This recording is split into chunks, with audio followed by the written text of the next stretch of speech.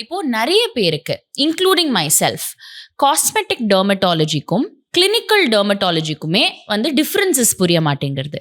How do we actually differentiate these very very appropriate question அது.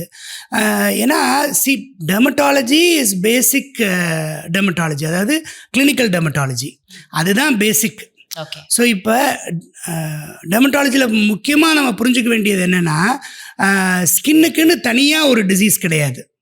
So skin வந்து reflects what is inside the body and also what is happening outside the body. இது நிறைய பேருக்கு தெரியாது. So அந்த அடுத்தது காட்டும் பளிங்கு போல் நெஞ்சம் கடுத்தது காட்டும் முகம்னு சொல்கிறார் வள்ளுவர்.